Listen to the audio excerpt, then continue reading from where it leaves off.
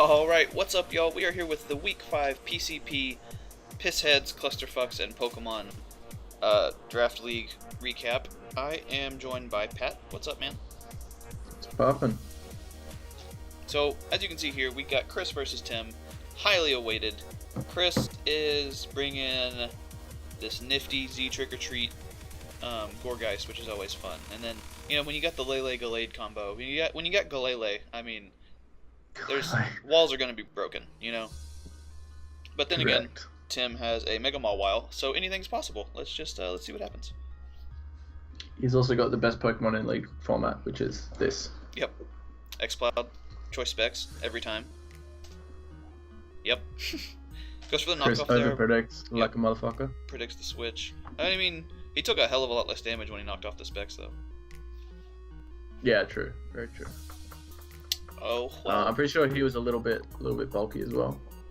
Chris was. Yeah. Makes sense. Goes hard Gorgeist on the Wisp. Gets nice and nerfed. He made the pumpkin a jack-o'-lantern, you know, with fire. That's what happens. But he still goes for the Z Trick or Treat. I'm guessing he didn't have any clerics on his team or anything, so he was just like, fuck it, let's just do it. He turns his Blaziken into a nice ghost type, forcing a switch. And then, did he not bring Seed Bomb again, or did he bring Seed Bomb? I think he brought Seed Bomb, but Tim scouts for it. Good shit. Yep, good. Without that life. Takes a nice... That's Chip, though.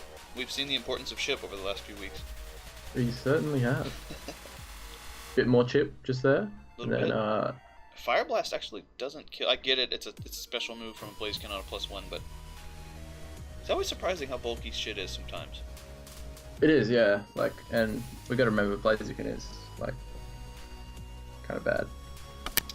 Kinda, but I mean, kinda. It gets the job done. That's it. Yeah, it's kinda. It's got high jump kick. I'm not fucking around with it.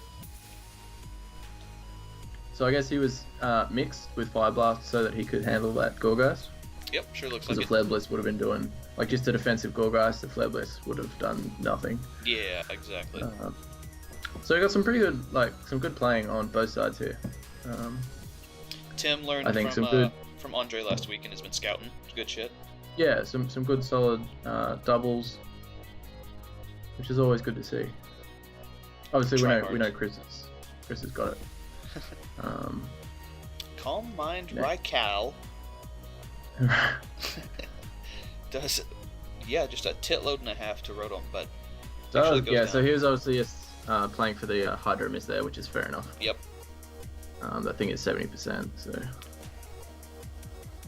But Lele comes in, goes for the Specs Hidden Power Bug, which is nice. Yeah, that's pretty fucking bug, not ice. What was it? But he had something else on there. I think he had Psychic and Psyshock. I'm pretty sure it was. And he sent me this team, and I just said, okay, so just change this out for HP Bug real quick.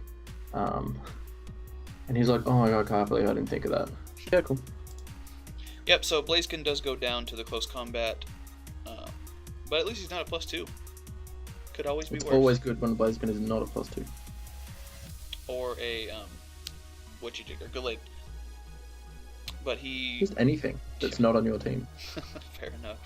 Does go into the Scarm, which is just walls the shit out of, like, all of those things. Yeah, everything that's left. And just tries to power through, but Chris, one step ahead for once in his life, and just goes right for the Whirlwind. At this point, you know, it's 3-4. The differential doesn't look that, like, crazy, but just with that Scarm there, just walling the entirety of Chris's team, it's kind of over already. It kind of is, yeah. Chris definitely played real well in this game. Yeah, for sure. He definitely had answers to all Tim's threats as well. Yep. Which is always helpful. And then Tim kind of didn't have a great deal for Scarm. Yes. Outside of Fire Blast, obviously, and then probably like Flamethrower on X-Blood. Of course. Mrs. Stone Edge just to rub some jizz into the wound. And Quite literally couldn't have mattered less though, because he's roosted all that extra 24.6% off. Well, yeah, but it's like just on top of everything, you know. It's like yeah, and then Scarm's just getting all these kills with spikes. Yeah. Gonna go for the flinch, smart man. Gets it. Broke that sturdy. And then if he had Thunder Punch there, he probably could have done like 40%, but... Probably about that, yeah. Yeah.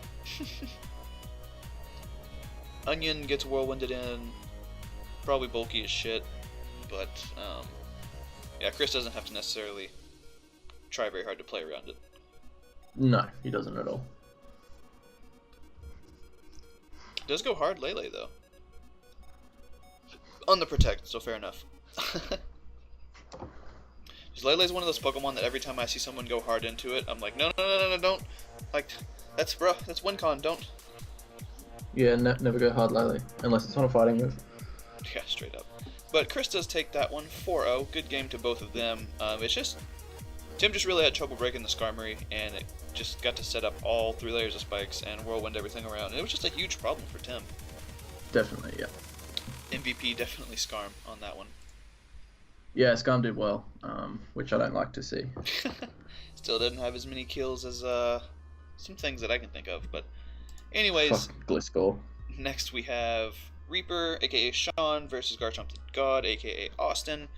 A lot of people brought pre-mega shit this week. It didn't end up mattering, luckily, in any of it. Like, nobody like swapped in to damage or anything, so nobody had to restart. So it's just, you know. Yeah, it's just when we challenging custom game rather than OU, because if it's in like OU or a normal tier, then it automatically changes it for you. Yep. But custom game it doesn't. Yeah, we have to do customs because we have some items that aren't quite released yet. But... Yeah, so if we have like Custap or whatnot. Although I think Custap's released now, isn't it? No. I thought it was. That's okay. If it did, I'm not going to bring it on anything. Oof. But that did so much. Yeah, Austin has been, as we mentioned last recap, he's been very close on all his lasts. He hasn't got a win yet, but all his losses have been like 2-0s or 1-0s. Like, he's been pretty dick and dick with everybody. But we'll pull that up real quick. Yeah, he's had a 2-0, a 3-0, a 3-0, a 1-0. Yep. So far. And unfortunately for Sean, Shadow Sneak does not pick off the Azelf. It lives with just the tiniest bit of health. That's where that speed creeping really comes in handy, though. Shit like that is why you speed creep your mons. Yep. It's awesome. But he has the Scarf, I believe Scarf Keldeo, and he can just switch right out to Togue, eat the Horn Leech, classic Togekiss things. And then I believe he's bulky Wish Pass this week to kind of help support Garchomp and Mew, because his 3 on the top layer there, those 3 just kind of run through Austin's team. So Wish is... especially that Keldeo outside of Bulu. Yeah, straight up. And I believe the Keldeo is carrying HP Poison. So cool. it has all the things for all the stuff.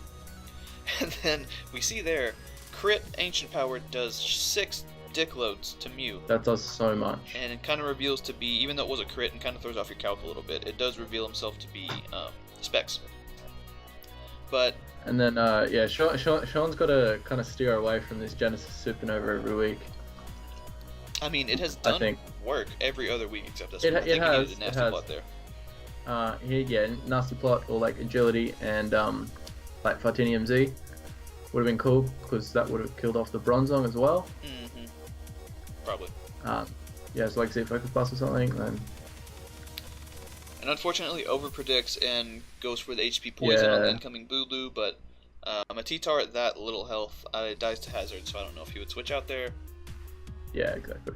So he's forced to sack the Togekiss, even though he does avoid the Earthquake. Looks real cool. And then just, he stalls out a turn, of course. You don't need your PP. Actually, he might have been able... I think he only had Air Slash, but without the Sand, he might have... I don't know, though. Tyranitar's bulky as hell. I don't know if Air Slash does 11 to a Tyranitar. Yeah, especially Mega T-Tar. Yeah. But once again, Keldeo, Scarf, Revenge kills that, and he just stays in on the Bulu. Horn Leech gets all that HP, so like 106% of that HP back. And it's Garchomp versus the world. Ironically, both of their mascots are Garchomp, and Sean is the Garchomp. and is going to pick up some kills here because Garchomp is a fucking beast. Goes into Typhlosion, I guess, hoping he could live one or something, or hoping he was scarfed into Poison Jab. That is not the case. Yeah, I guess that's what it was. And then, what, this Sock? Yep, Sock comes in. It? Actually doesn't have the Ice Punch, which is actually kind of nice because it saves Sean some more differential. And yeah, you can just go for the Dragon Claw. Fuck that guy right up. But unfortunately, the +2 Garchomp isn't going to be able to do enough. It can't touch it with Earthquake, obviously, so Dragon Claw isn't going to do enough damage. It still does a lot, because obviously this is offensive Bronzong. Yeah, offensive Bronzong, though, for the win, gets the final kill. Austin picks up his first W. Shout out to that guy. Everyone's got to win. Everyone's got to win. The Sacco race is real shit now. It's tight. It's a tight Sacco. It's a tight sack. Then, I don't actually believe this game is very long. We'll still keep it on fast, but I'll leave a timestamp if it's longer than I remember. It was Ju versus Dan. I don't think it's very long. Ju kind of knew on matchup that he was not going to have a lot of fun, so he didn't necessarily go for... he didn't try his hardest on this one, because, I mean, he just has no answers for pre-Mega Alakazam. And yeah, like you can swap in on that one, maybe 2 times. We gotta crack down on that. Yeah, I mean, I was like watching during the battles, and I was gonna tell him to like redo it if it mattered, but it didn't end up mattering. So yeah, this thing like with mine, I just assumed. Yeah, we'll talk about that when we get to mine. Yeah, that's fine. I apologize if you guys can hear my dogs ringing the doorbell and shit's hitting the fan. Fat Wall. Yep, just back there with P2 on Chansey. That is a fat wish. I feel bad for doing that to people last season. On it, like, to be honest, I'm not proud of myself. With your aloe. Yeah. Yeah. At least I didn't do it every week. Like, that was like maybe 2 or 3 times, but. Yep. So Shadow Ball is doing not a lot with the it's fucking 0 with the Aurora Veil and the Ghost Resist Berry. And he goes for the BP. Yeah, it's kind of unfortunate that the Cassib Berry was wasted on the Dragouch then. Yep. I'm guessing that was obviously for the Mega Alakazam. Yeah. And then we got the Pyappa Berry as well. Mm-hmm. Just berries on berries. I was sitting there waiting for a Spadef drop, but Clear Body does not let that happen, which is kind of cool. And he has the Aguav Berry. Goes for the knockoff, but since he's itemless and behind the veil, it doesn't do dick cheese. And he misses his Zen Headbutt anyways. So Dan successfully stalls out the Aurora Veil. Nathan gets up rocks. It is 5-5 though, so still anyone's game. Anyone's game. But yeah, Nathan just attacking what's in front of him. Can't blame him since Dan likes to click protect a lot. There's just no telling. But unfortunately, he does switch in the Mince on Toxic, goes for the Devastating Drake, and then dies to Toxic with Ice Punch. Good golly. Yeah, Dan in the chat, like, what the fuck was that? But he does get the Veil back up, even though he will die to the Iron Head, but one thing, whenever I played Nathan, the one thing I was worried about was P2 behind the Veil. That thing is that's crazy. Impossible to kill behind the Aurora Veil. No one wants P2 behind the veil. Nope. It's not natural.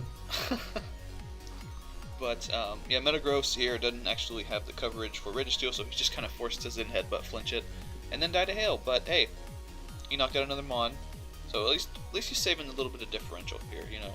Also, P2 with Natural Cure behind the Aurora Veil is fucking broken. Sounds good. What was the, oh yeah, I was versing Chris in a doubles league we were in, and with my P2, I traced his Chandelure that was behind a sub and got the Infiltrator and killed it. It's glorious. Awesome. Trace is so good. He goes for the Sky Strike. It does nothing to young P2 over here. But now the Veil is out. Dan's stalling out him Toxic with Bounce. Very smart. And that still doesn't kill, and he's recovering on the wrong turns here. And it's really hurting him because that Toxic is... There he goes. He learned that time, though. But the Toxic is adding up. Still, it's Dan's too gonna high. say something snarky, and then yeah, goes for the Shadow Ball, predicting kill. the Chansey, so he made sure not to get any damage on that. So yeah, really the only thing that happened out of Mega Alakazam being pre-evolved is that it took rocks damage.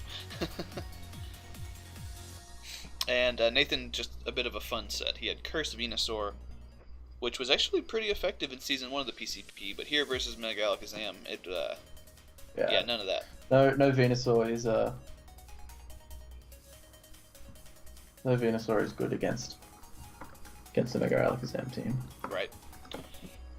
Then next we have our old pal Sacco. You may know him as the guy that got last place last season. Yeah, And Sacco. then you got Javi. Javi is one of the other people that just has just a fucking busted ass team. Like, his team is ridiculous. He's got Magearna, Zardex, and Landorus I with his first 3 picks. But it's Landorus I with Sand Force, not Sheer Force, so it's not that bad. And then But he drafted he's got Hippo. Hippowdon, Latias, and Weavile in UU. It's retarded. Straight up skills wing for sure. So Javi just leads his usual Weavile, and Volcanion's kind of there, ready for action. Counter led as fuck. Xatu comes in though and is speedier than the Volcanion, which is cool, so it gets the light screen off, but it's not going to matter on that second hit. That's a Steam Eruption. I'm pretty sure he's E-Belt, I think. That sounds about right, yeah. But yeah, goes for the Earth Power.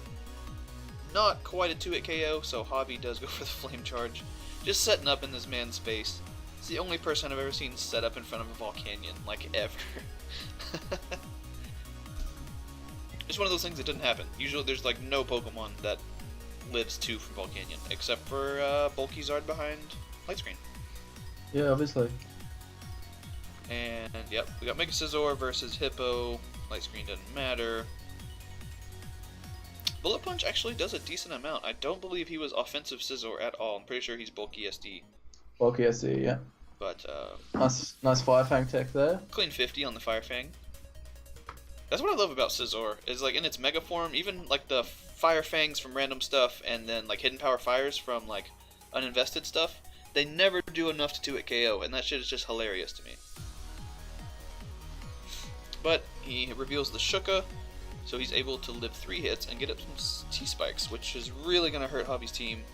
Other than Magearna and Lando, everything else is going to get toxic and die forever. Die forever. Die forever. But Bandit gets to come in here, and if I remember correctly, he wanted to bluff the Choice Band, so he went for the Intimidate, and he's actually Scarf Crook.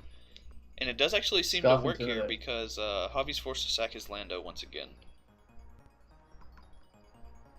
But Magearna don't give 2 shits about your knockoff or your T-Spikes, or really even your rocks, frankly. Goes right for the Shift Gear. And yeah, there's no what's it called, Elytrium Z, no Hidden Power Fire, so he is unfortunately gonna miss out on the 2-hit KO. Barely. Yeah, just. That really sucks. Yes, for real. Sacks the Charizard though. So Nidoqueen's getting some more kills. Kinda like fucking Scarf. And Hippo comes in, but this time it's Toxic. Happy fun times. No one ever wants to see a Hippo Toxic on their side of the field. It's kind of fucked up. He's just poisoned. He's just trying to help. But I guess he went for the Fire Fang there just to make sure. He did get a free switch into Dragonite. And then goes for the Ice Fang there, and unfortunately misses. And I believe Earthquake does more to Crook, because it only does 130 versus 150. So Earthquake was definitely the play there. Even if you're letting the Dragonite come in, it's going to take sand damage, so you're still going to break the multi-scale. But now, Javi is in a bit of a pickle. He has a Scarf Weavile though, which I believe. Yeah, he likes bringing the Scarf Weavile. Obviously, pretty good matchup with a Coco on the other side of the field. Yeah, straight up. Goes for that Gigavolt Havoc and takes out the little silver Pokeball. And it's Scarf Weavile needing 17 flinches versus the world. Does I not think get it the flinch. needs actually 21.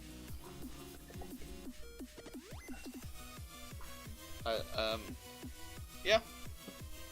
Yeah. But good game to Andre. He gets his second win of the season, and I guess Yeah, we that was can't a call him real good Sacco game. quite as much. That was a nail biter. I was watching that on the train. Yeah, that was a good. really good fight. There was a couple misplays here and there, but all in all, indeed a good fight. It's always fun watching Javi's battles because he doesn't really switch that much. He just sets up and just fucking flare blitzes everything. So it's always good Basically. fun. Then you may have already seen this battle on the other video that I put, but it's me versus Dye. Now, there's been a bit of a, I want to say a meme, but there's kind of a meme about, since since week 1, Nathan pretty much swept him with freeze dry Ninetales, and literally everything on his team was weak to freeze dry. He had a Mega Swampert back then, so I felt like the right thing to do was to bring Choice Scarf, Max Special Attack Mamoswine, and just try to freeze dry his entire team. But things don't exactly go as planned, and he didn't really get much screen time, which is unfortunate. But hey, Sylveon finally comes to a battle, and finally is doing some He doesn't stuff. need screen time though. Like, you didn't need to use your Mamoswine. True, very true.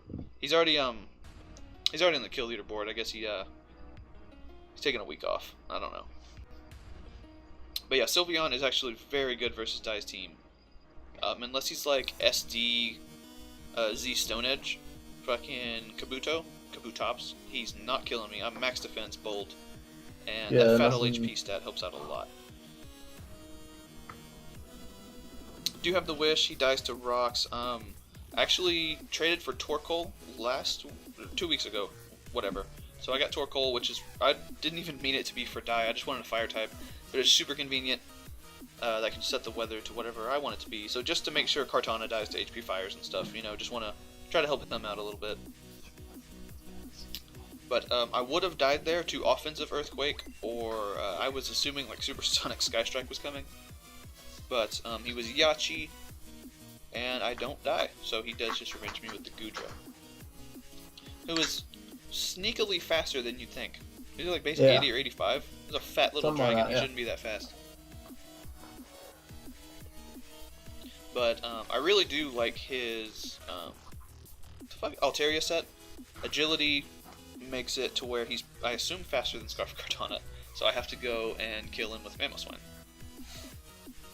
And then Kabuto Tops comes in, shows he's got fucking Giga Drain, which respect to Dye for bringing Giga Drain special motherfucking Kabutops. So that was a nice heaty fight. I did have team matchup, so definitely. But, But in a 3-0 in the end, he did better than most people expected. Yeah, so. he's been using Goodra really well. Yeah, that's like the staple of his team. It's been some good shit. And then, last but definitely not least, let me just we'll just switch sides real quick. Was intense. Yeah, I was at work watching this on my lunch break, and this was like the definition of like an edge of your seat nail biter. Like Alright, so basically, KipUp's got. I won't go too into depth. If you want to go into see like my thought process in depth, and just videos up on my channel. But basically, he had a Ditto, which is scary. And a pre-mega and Manectric. Then pre-mega Manectric. He had a triple fairy core, so he had a Florges as well as this Gardevoir that he's got here, and then he had like Celesteela as well. And KipUp's a very good player as well. I was surprised to not see a Celesteela. I was too. I guess like I've got Entei and I've got Zapdos. Hydreigon beats it, so like it's fair enough. Yeah, straight up. But yeah, I'll just. And he obviously knew that I'd prep pretty hard for it, which I did. Fair enough. We got some Zapdos on Ape action. And yeah, this first turn was hilarious. So toxic. You get a toxic, and you get a toxic.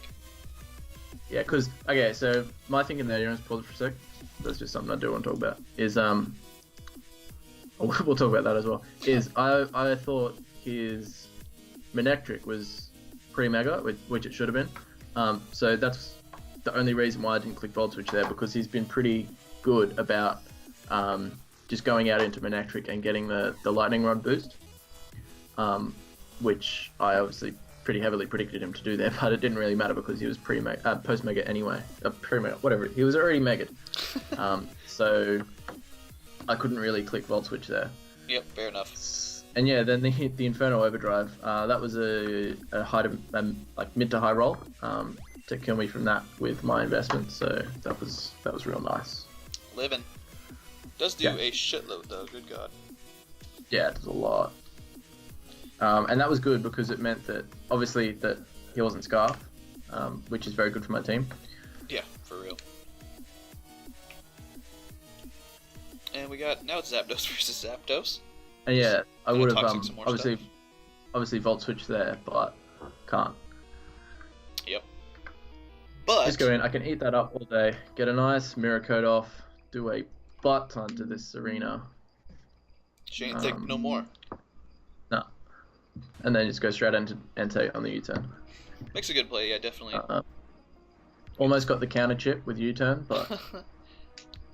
I like your, it's probably unintentional, but you got the Intimidate, so you switch out rather than, like, Calm Minding up in this thing's face. So then he doesn't know, you know, what's gonna happen. Yeah, that's exactly why I did that. Now, with my Rachi set, I was, Spadef, I'm pretty sure. So I did need to click Power Up Punch to be able to break this thing's sub, because I only had Iron Head, T-Punch, U-turn, Power Up Punch. And I think that gave him a bit, like, it got him real scared because of my game last week. Yeah, you gave him Vietnam flashbacks from something he didn't even have done to him. Which is honestly partly the reason why I had Power Up Punch on there, just to be able to click it and hopefully just make him a bit nervous. And this Gardevoir turns out to be a big fat choice specs. Yeah, it gets a lot of kills this game, if I remember correctly. And I needed that, I really needed chip on that Gardevoir to be able to win with Hydreigon, because Hydreigon's looking very good here. To just win with Dark Pulse, but I need chip on that guard. Gotta get the chip. Obviously, I now know that he's Specs, not Scarf, which is good. So, yeah, I can just go out. I can just switch that in and... Nice, not click Mirror Coat. Nice double. Scouting for the Scarf. Good shit. Yeah, so basically not clicking Mirror Coat because there was no way he was clicking another move. And I can go out and basically just sack Jirachi. Get some more chip? Yeah, pretty much. Pretty much. But yeah, it's 5-4. Now Entei gets to come out. And he gets a little shook. And then he sees your set. Yeah, so he's probably like, set, what the fuck? Like, what is this guy doing? And I beat this 1v1 because I've got 110, 115 HP and he's got 48. So yes, straight up. He cannot break my sub. And yeah, that is, you're seeing it on your screen correctly. That is Calm Mind Entei. Calm Mind Bloom Doom Entei. And I needed Bloom Doom. He had a Primarina. But I also needed the Bloom Doom instead of just regular Solar Beam with the Sunny Day for the Lati, and for the Infernape to be able to actually kill them, because it does more than a Flamethrower. Yeah, that's a strong fucking move. Isn't it like 200 base power for Solar Beam? 195, yeah. 195, good god. And then he doesn't have Psyshock, unfortunately, not Psychic. He's able to pick me off there. And now I can just go out into another Calm Mind Pokemon, because his team is all special except for Infernape. Calm Mind, all the things. He does have the really good Toxic tech, though. When I saw that, I was like, god damn. Yeah, so he had Toxic on Infernape and Toxic on Manectric. Great A. Which is definitely a good prep. On his part, he can go out into this. I don't care. There's the chip, though. Yeah, that is the chip I almost need. So, this is the play that really fucked me up. If I just clicked Sword Power here, I would have got the kill on this because I would have got another boost effectively. And then I would have just been able to beat his whole team. But I was like, okay, so I either click, just pause it for a sec. I either clicked Stored Power again 2 more times and got the 2-hit KO on this guard, or I clicked Autotomize and then clicked Stored Power, and with the extra Autotomize boost, Stored Power would have killed. So I would have killed it in 2 turns, and then also outsped the Manectric and killed that straight up without taking any chip.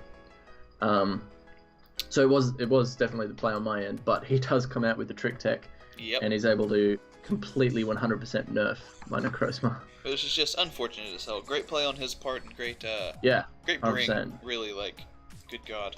That was And then great yeah, I job. literally thought I'd lost here because I can't kill this. I need to get my Aquajet chip off. Crit. Yes, Crit for crit. what Aquajet. Crit didn't matter. A normal Aquajet put him in range of Dark Pulse. Now I go into Hydreigon here, and then I pull a double because I got really scared of Ditto, because I forgot that I didn't have Dragon Stab on Hydreigon, because I didn't have Dragon Stab on Hydreigon, so that Hydreigon could beat Ditto transformed into Hydreigon. When you forget you have an anti-Ditto Hydreigon. Yeah, well, it took probably 5 or 6 days to be able to get this battle underway after I built the team. So true, it did take quite a while for most people last week too. And so yeah, I clicked GG up there after Necrozma died, thinking that I'd lost, like 100%, saying yeah, good job mate, you got a 1-0. I also thought you lost. Yeah, I 100% thought I lost, and I was like, hang on, I forgot that I actually prepped better than I thought and didn't bring Dragon Stab. This right here though, this tripped me out because he decides to go for the Iron Tail, even though he traced you after you'd been intimidated. I mean, he copied you after you'd been intimidated. Yeah, yep. And so I think that he was needed the to play go without the intimidate. Yeah, I think he needed to go for Dark Pulse just because between Speed Ties and Flinches, that was going to be his best bet. Now, obviously, Ditto, I think it probably has a higher HP total than Hydreigon, but it was whittled down, so it didn't anymore. But Ditto. yeah, no, it has 48. But it's maxed out rather than, I assume you had no bulk on Hydreigon? I still think mine would have been more. I don't know, it hits 300 HP, which on an offensive Pokemon is usually more than Yeah, usual. true, I guess. True. But yeah, we do pull out the win there. Literally, we bent over and pulled that one out of our asses. I'm very surprised. Absolutely amazing game to KipUp. That was, I said it, probably the best game I've ever had in Draft League. For real, that was a great game. Again, I was at work watching this shit, like freaking out. My coworkers like watching me, like, what the fuck is this guy doing? But yeah, that was intense as hell. It was a great game. Definitely worth saving for last, for surezies. But here we are with the doc, and since I got a 3-0, and since Pat got a 1-0, we are actually all tied up at 5-0 plus 18. So imagine if I didn't sack Necrozma. Yeah. Man can dream. Yeah. Man can dream. But it is pretty funny. In our group chat, I made a joke about hopefully Pat 1-0s or loses so we can be tied or I can beat him or whatever. Yeah. And that's exactly what happened. It's pretty funny. Get the 1-0. And Dan got his win, so he's at 4-1 plus 8. And then a couple more 3-2s. You got Javi as well as Chris and KipUp, all at 3-2 with respective differential. Andre leading the pack of the leading the downtrodden down here, and with 2 wins. So shout outs to Andre. He's coming back. He's just chilling down there. And then Austin comes up out of last place with his big win. Not big win, but since his losses were so small, he actually has pretty damn good differential, which is crazy. Yeah, definitely. So he beat out Nathan and Dye, who are both at 1-4, minus 10. They're tied up. I can put a little graphic that says you can be tied. With his 2 6-0s. Yeah, Tim's gotten just fucked over. People have been dicks. Whoever 6-0 Tim, what assholes. Whoever lost to Dye and whoever 6-0 Tim are dicks. But you got Sean and Tim down there, but it just feels nicer that everybody has a win now, you know. So there's like not one person that's just we don't have a tup basically. And and the kill leaders, Zygarde did pick up 1 more versus that Altaria, so I'm at 9-2. Rachi though is right behind me with the 8-1, and then Pat has 2 in a fucking row over here from his finally drafted team with 7-0. Still got Gliscor up there, Weavile, and Fernape. Yeah, I think Vamp's been consistent as shit. Yeah, for real. It's gotten 1 or 2 every week. And then Hoopa's just basically still there because he got 5 kills, I think, in that one game versus Jew. And Mamoswine has been another really consistent thing for me too. It's gotten a kill, I think, every week. if not more than one. Yeah, it's the same with Diancie, because I've only bought Diancie 3 weeks and it got 3, 3, and 2. Not even 3, bad. 2, and 3, 2, and 2 rather. But Lele had a pretty good week, so it's jumped back up there at 6 and 3. And Sean actually, since he almost counterswept Austin, is also tied with Tapu Lele at 6 and 3. Pretty cool. So, good shit all around. Another very entertaining week, if I do say so myself. A lot of fun to watch, a lot of fun to be a part of. And, yeah, next week, you got Dye, right, Pat? I do have Dye. And I play Hobby. So, that's going to be a lot of fun for both of us. I think that's going to solve our differential problem. Oh, look, we'll see. Yeah, we'll fucking see. But yeah, it's been probably about 50 minutes now, so thanks everybody for watching. Fuck you. I'll thank you after. Like and subscribe and do all that bullshit. And thanks, Pat, for coming on. Got any things to add at the end here? No, just, like and subscribe and all that good shit. Jump on our Discord, Shaden will link it down below. Fuck yeah. We do some cool shit. It's getting kind of cool shit over there. We're getting we got decent amount of people 25 people or so. We're gonna have start having tournaments like once a month probably or so with some. We're doing a mixed OU one right now. We'll probably come up with some other wacky shit. Like if Mix and Mega is still a tier by next month, we might do some of that. But yeah, guys, bye forever.